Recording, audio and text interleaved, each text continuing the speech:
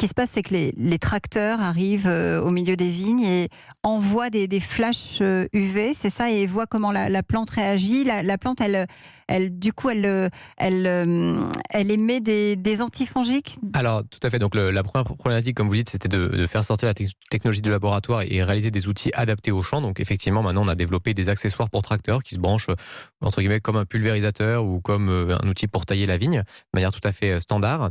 Et donc, le mécanisme de défense de la vigne, c'est celui de... Donc, après l'exposition aux UV, la plante va mettre en place toute une cascade métabolique qui va notamment conduire à la sécrétion de produits antifongiques naturels que la plante produit quand elle est exposée à un champignon et qui vont la rendre plus résistante. Donc quand le pathogène va se présenter lors de la saison, effectivement, celle-ci sera plus résistante. Riyad, notre coach. Moi je trouve ça super, hein. C'est du sans contact, comme on dit. Il n'y a absolument aucun contact. Par contre, j'ai quand même une question, parce qu'on leur envoie des flashs d'UV.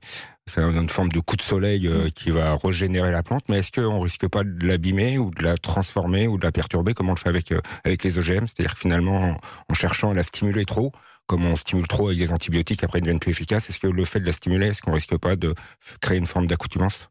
Alors c'est effectivement une des questions et c'est pour cette raison qu'on a fait des essais sur plusieurs années. Le premier élément, c'est que la dose d'UV qu'on envoie est vraiment est infime par rapport aux UV que la plante reçoit naturellement au fur et à mesure de la saison. Donc c'est vraiment un signal qu'on passe. C'est une puissance très forte pendant un temps très court, mais in fine, ça change très peu par rapport à ce que la plante perçoit. Et évidemment, toute la partie effet sur la qualité, c'est des choses qu'on a regardées à la fois au niveau des feuilles, mais également au niveau des fruits, s'assurer qu'on ne perturbait pas la plante outre mesure.